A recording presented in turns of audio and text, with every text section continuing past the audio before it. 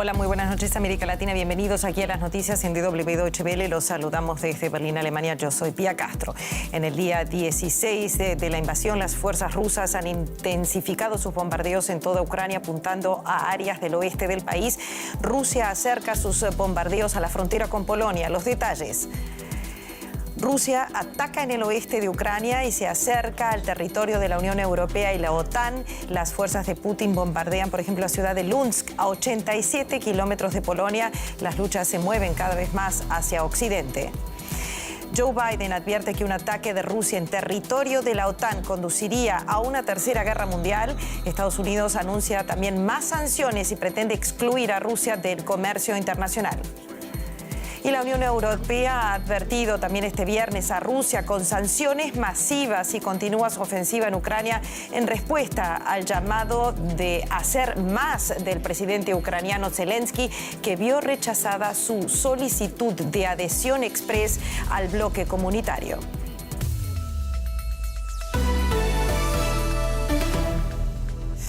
Y comenzamos con la ampliación de la campaña militar de Rusia en Ucrania, bombardeando nuevos objetivos en el occidente del país, cerca de la frontera con Polonia, y se han intensificado también los ataques a las ciudades ya sitiadas, mientras los civiles continúan soportando la violenta ofensiva. Según las Naciones Unidas, más de 550 civiles han perdido la vida en estos 16 días de combates, aunque advirtió que la cifra total es probablemente mucho mayor. Más de 2,5 millones de personas han huido del país hasta el día de hoy. La ciudad de Dnipro, en el este de Ucrania, es un nuevo frente de guerra. Según los servicios de emergencia, al menos 3 misiles cayeron sobre objetivos civiles en la mañana del viernes. Para Ucrania es un ejemplo más de que Rusia ataca deliberadamente a los civiles.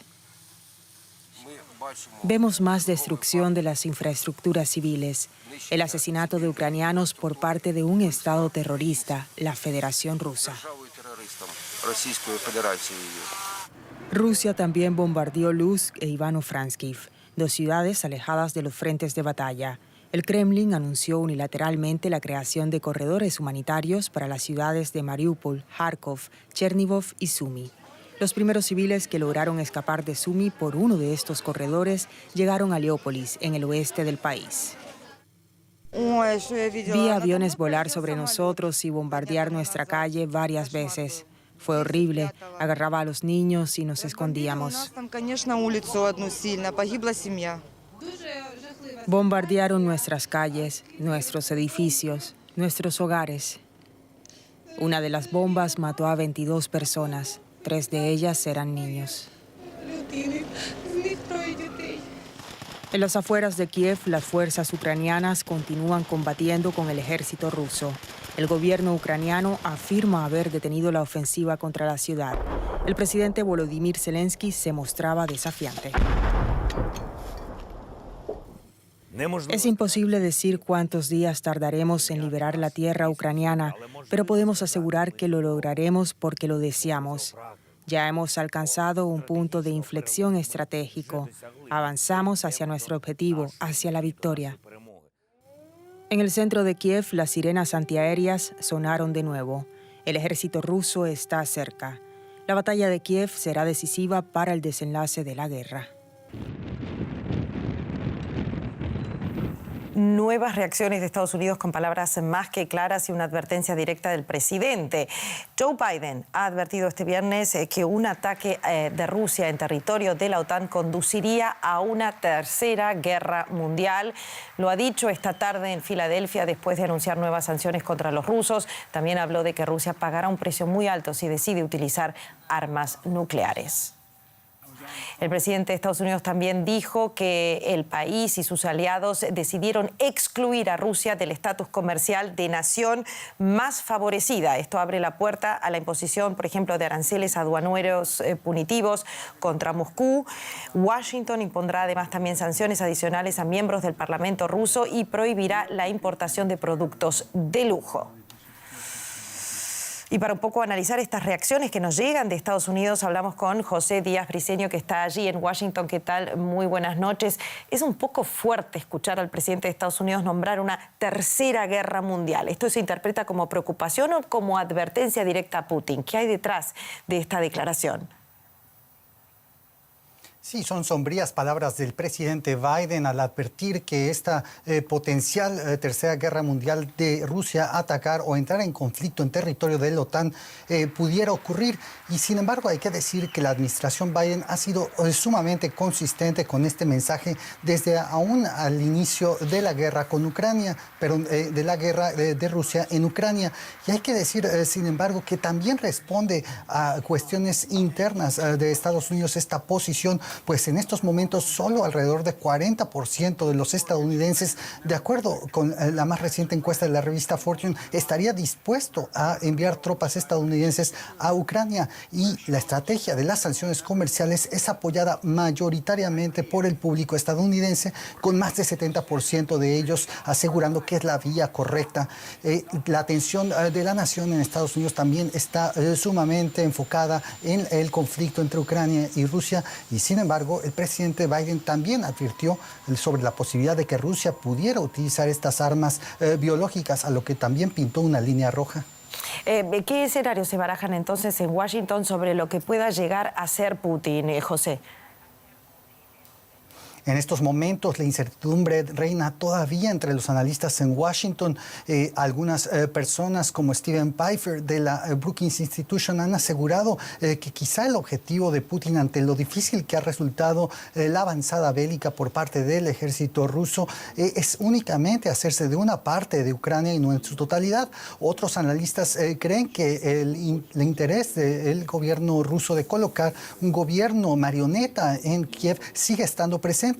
Otros hablan de que Rusia al final solo podrá tener control de algunas ciudades o lugares específicos de territorio ucraniano. En estos momentos la moneda está en el aire y es justamente, depende al final de cuentas de la flexibilidad, de acuerdo con los analistas, del presidente Putin, al ver el poco avance que tiene, pues esperaba un golpe más rápido, si se sentaría a un acuerdo diplomático, que sería sin duda la mejor de las opciones para los ucranianos, pero que aún se ve todavía lejano.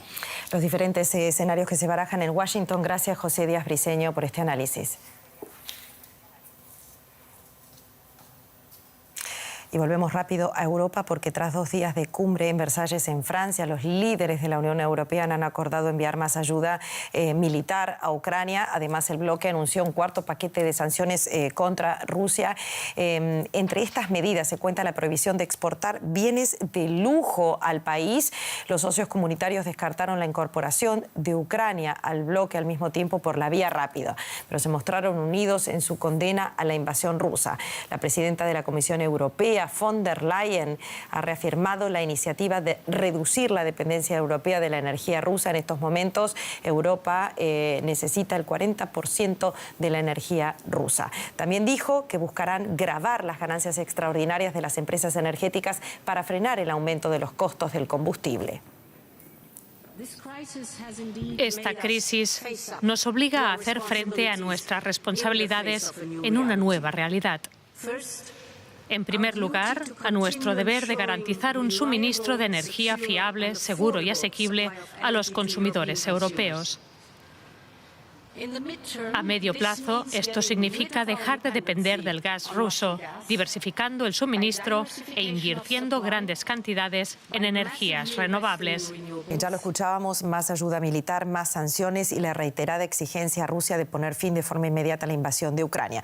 Vamos a conectar ahora rápidamente con María García Sornosa, está en Bruselas. ¿Qué tal? Muy buenas noches. ¿Con qué compromiso europeo termina esta cumbre?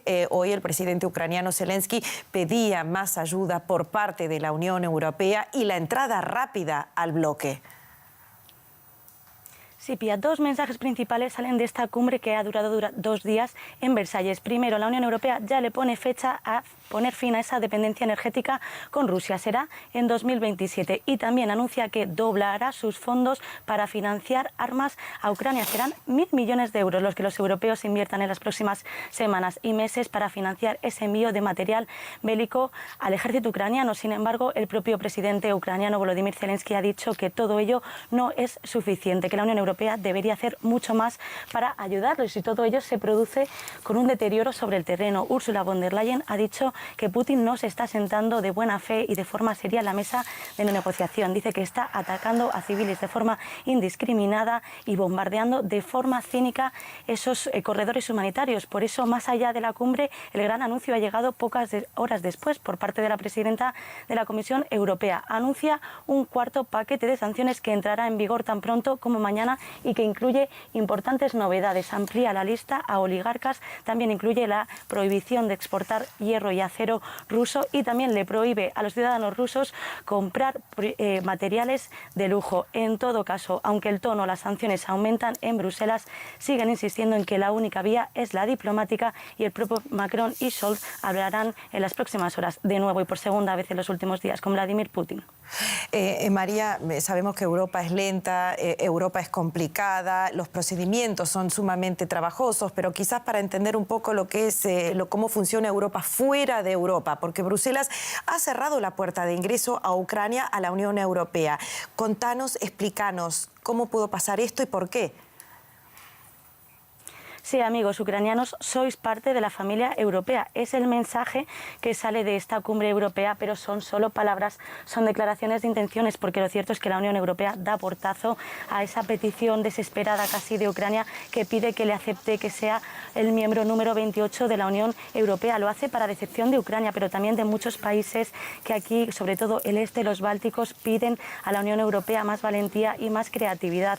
Varias son las razones, Pía. Primero, las condiciones internas de Ucrania. Tiene unos estándares democráticos y de estabilidad financiera que no cumplen los requisitos para formar parte del bloque comunitario. Además, este proceso de adhesión es muy complejo también desde el punto de vista burocrático y se prolonga durante una media de 10 años. Pero también las propias condiciones externas, porque no tenemos que olvidar que Ucrania tiene una parte invadida por Rusia. Su incorporación en la Unión Europea dificultaría y mucho las relaciones entre Bruselas y Moscú, no solo ahora, sino en el largo plazo. Y también hay muchos países europeos que temen que esos problemas con el Estado de Derecho puedan recordarle a los que ya les da Hungría y Polonia.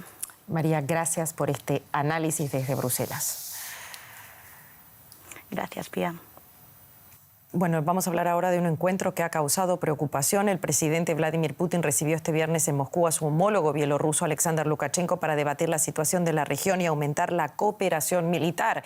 Ambos mandatarios acordaron una serie de medidas conjuntas de apoyo mutuo frente a las sanciones occidentales, incluyendo los precios de la energía. Lukashenko ha apoyado la invasión de Ucrania, recordemos, permitiendo a las tropas rusas atacar desde territorio bielorruso. En el encuentro, ambos mandatarios hicieron hincapié en la autosuficiencia de ambos estados frente a las sanciones occidentales. Siempre han intentado limitar y restringir nuestro progreso y ahora se está haciendo de nuevo. En estos momentos se está haciendo evidentemente a mayor escala. Estoy seguro que sortearemos estas adversidades y de hecho adquiriremos nuevas aptitudes y más oportunidades para sentirnos más independientes. A la larga, esto supondrá un avance, como ya fue en ocasiones anteriores. Alexander Lukashenko es conocido como el último dictador de Europa. Este controvertido político lleva más de cuarto de siglo gobernando con mano de hierro en Belarus. Lukashenko, aliado de Putin, habló de las nuevas sanciones impuestas, pero la realidad es que Bielorrusia ya tiene tiempo conociendo cómo se vive con sanciones europeas. Hablando de superar estas sanciones, mire, hemos superado estas sanciones todo el tiempo que fue necesario. Tenemos que reconstruir nuestra economía y podemos hacerlo. Tenemos de todo para vivir y trabajar con normalidad. Bueno, y el encuentro con Putin y Lukashenko se interpreta en Ucrania como la confirmación de que el vecino del noroeste podría unirse pronto a Rusia para invadir también el territorio. Ucrania advirtió de esta invasión de las tropas bielorrusias podría producirse de modo inminente en cualquier momento. Por ahora, Rusia ha anunciado el envío de armamento militar moderno a Bielorrusia en un futuro próximo. Kiev denuncia que Rusia podría perpetrar un ataque de falsa bandera para atribuírselo a Ucrania y usarlo como pretexto para que Bielorrusia se involucre en la guerra. Pero el propio presidente Lukashenko ofreció otra justificación al asegurar que tenía pruebas de que Ucrania estaba preparando una agresión contra su país, acusando así a los ucranianos de iniciar las hostilidades. Ahora les voy a mostrar dónde se estaba preparando un ataque contra Bielorrusia. Traje mapas conmigo, se los mostraré. Si no hubiéramos realizado un ataque preventivo contra 4 posiciones 6 horas antes de la operación, habrían atacado a las fuerzas bielorrusas y rusas que estaban de maniobras militares. Por eso no fuimos nosotros los que empezamos esta guerra. Tenemos la conciencia limpia. La iniciamos porque las armas biológicas, las mayores centrales nucleares y todo eso estaban listos para explotar. Lukashenko habla de armas biológicas, pero la embajadora estadounidense ante Naciones Unidas, Linda Thomas-Greenfield, ha negado las acusaciones de Rusia de que Washington y Kiev tienen laboratorios en Ucrania para el desarrollo de armas químicas y biológicas. En una reunión especial del Consejo de Seguridad convocada por Moscú, la diplomática estadounidense que aquí vemos mostró su preocupación advirtiendo que con estas incriminaciones Rusia podría estar preparando nuevamente un ataque de falsa bandera con armas biológicas o químicas, y precisamente este viernes el presidente de Estados Unidos, Joe Biden, aseguraba que Rusia va a pagar un alto precio si utiliza armas químicas en Ucrania, una posibilidad que desde hace días preocupa en la Casa Blanca. Bueno, pasamos ahora a la economía con cifras y más noticias. Así es, primero comenzamos en Suiza y aquí este conflicto ha convencido a este pequeño país a abandonar su histórica neutralidad en los conflictos bélicos, al menos en materia de sanciones comerciales. El gobierno suizo dice que neutralidad diplomática no es lo mismo que neutralidad en materia de valores y por eso aplica estas sanciones económicas que en su opinión van a golpear duramente a Rusia. Pero el ex banquero suizo Rudolf Elmer, que filtró secretos bancarios a Wikileaks, tiene dudas de que Suiza pueda dañar significativamente a Rusia. Zúrich es uno de los lugares más caros del mundo. Eso se debe en gran parte a los oligarcas rusos deseosos de invertir aquí. Rudolf Elmer era banquero de alto rango en el Julius Baer, un respetado banco de esta ciudad suiza. Hoy es detractor de este tipo de instituciones financieras y conocido a nivel internacional por sus filtraciones a Wikileaks. En Suiza se invierten grandes cantidades de dinero porque el secreto bancario protege a los oligarcas. La ley de secreto bancario es estricta. El gobierno, los políticos y la judicatura la apoya porque es una fuente de grandes ingresos para el país. La comunidad internacional presionó a Suiza para que responda a la brutal guerra contra Ucrania. Es una de las razones por las que el gobierno apoya ahora las sanciones. Asegura que no se debe permitir la inversión en Suiza a los oligarcas rusos. Pero Elmer es escéptico. Suiza ha tardado en aprobar las sanciones. Esto ha dado mucho tiempo a los oligarcas para llevarse sus fortunas a otros lugares. Suiza es conocida por ocultar el origen de las inversiones. Esto supone que el titular tiene fideicomisos en las Islas Caimán o empresas fantasma, lo que impide saber quién está detrás realmente. La Asociación Bancaria Suiza rechaza esta acusación. Asegura que se va a controlar la aplicación de las sanciones. Es importante entender que las sanciones obligan a los bancos a desvelar a las autoridades quiénes son los clientes rusos. El secreto bancario no es absoluto. Legalmente se puede obligar a los bancos a proporcionar información, como es el caso con las sanciones. Pero los bancos rusos Gazprombank y Sberbank, aquí sus sedes en Zúrich, han sido excluidos de las sanciones, lo que permite que países de la UE, como Alemania, puedan comprar gas y petróleo ruso a través de ellos. Las críticas crecen. La sede de Sberbank ha cubierto su logo y ha blindado las ventanas temiendo las protestas. La ONG suiza Public Eye lleva tiempo criticando a los bancos rusos. Ahora mantiene que juegan un papel fundamental en la guerra de Ucrania. Son una fuente sustancial de financiación para la guerra de Vladimir Putin. Desde el principio hizo cálculos al respecto y contó con que al menos ese dinero iba a seguir fluyendo a Rusia. Estamos hablando aproximadamente de $1.000 al día. Un 80% proviene de estas plataformas suizas de commodities, una cantidad sustancial. Uno de los centros del sistema SWIFT está muy cerca de Zúrich. Actualmente está muy controlado por temor al sabotaje ruso, pero Elma no cree que una exclusión total del SWIFT tenga consecuencias dramáticas para Rusia. Existen diferentes formas de burlar la exclusión. Acuerdos entre bancos, bancos con cuentas bancarias o atajos comerciales. Hay muchas variantes y hemos visto que este tipo de transacciones se han convertido en un negocio aún más lucrativo por las sanciones.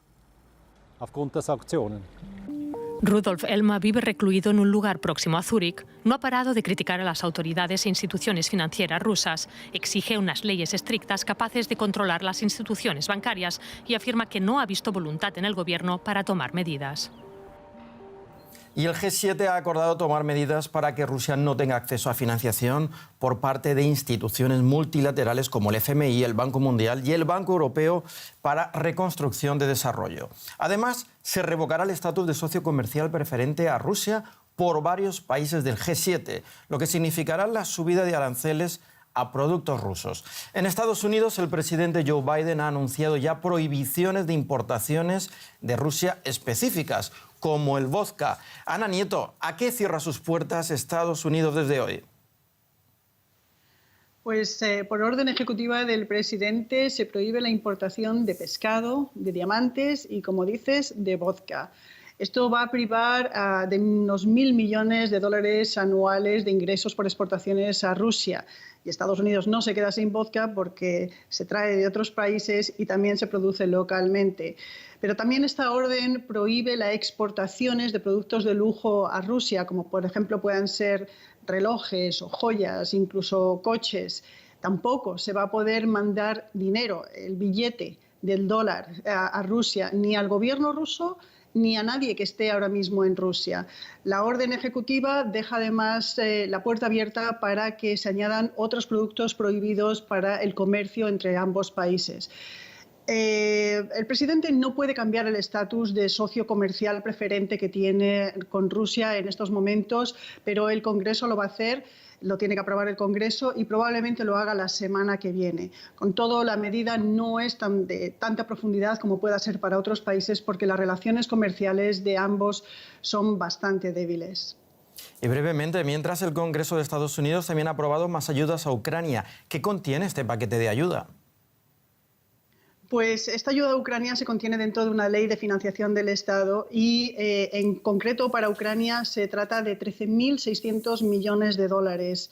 De ellos, 3.500 se van a destinar a la compra de material para la guerra, antitanques, antimisiles, con los cuales se quiere dar más fuerza al ejército de Ucrania.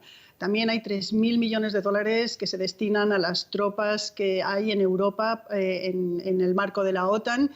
Y hay otras ayudas de carácter humanitario, de ayudas para la protección de la infraestructura de la red eléctrica del país y, sobre todo, una que es muy curiosa, que es las ayudas para evitar la desinformación. La líder en el Congreso, la líder demócrata en el Congreso, Nancy Pelosi, ha dicho que esto es la punta del iceberg de lo que va a necesitar Ucrania a la vista de la destrucción que está viendo en el país.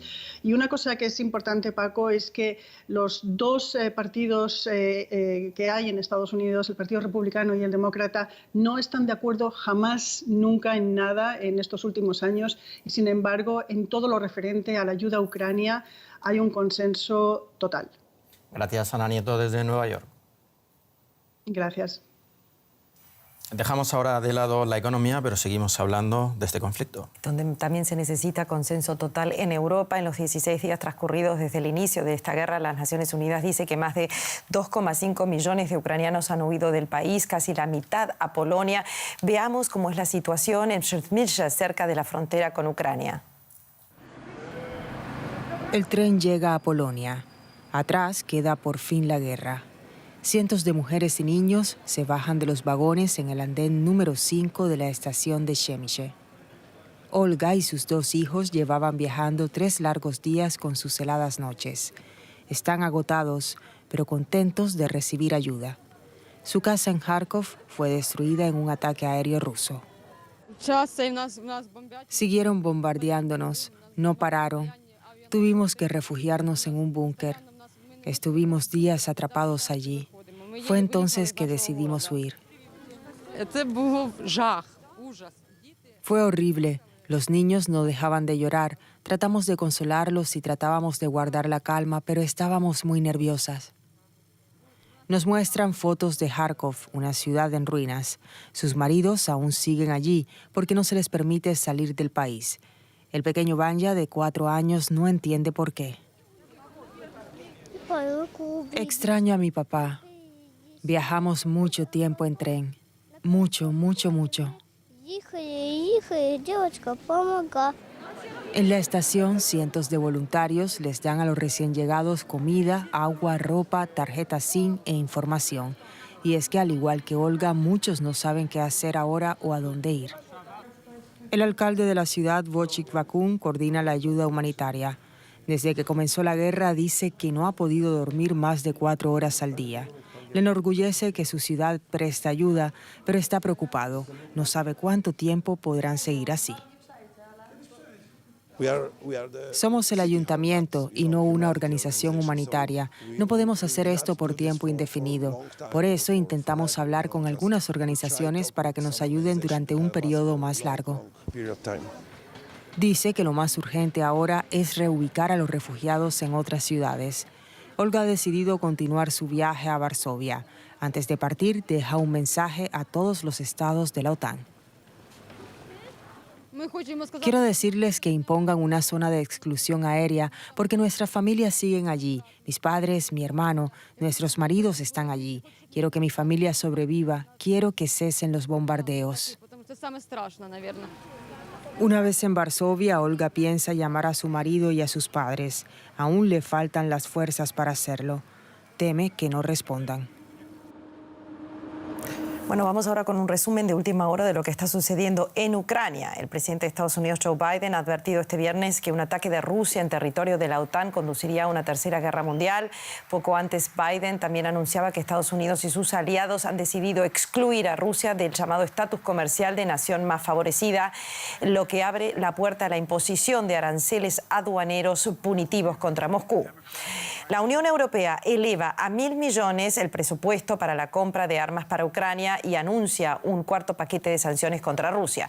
Asimismo, los mandatarios de los 27 países miembros frenan la adhesión de Ucrania de la Unión Europea por el procedimiento de urgencia. Bueno, y hasta aquí las noticias. Gracias por acompañarnos y hasta dentro de un rato con más información internacional y actualizada desde nuestros estudios aquí en Deutsche Welle en Berlín. Gracias.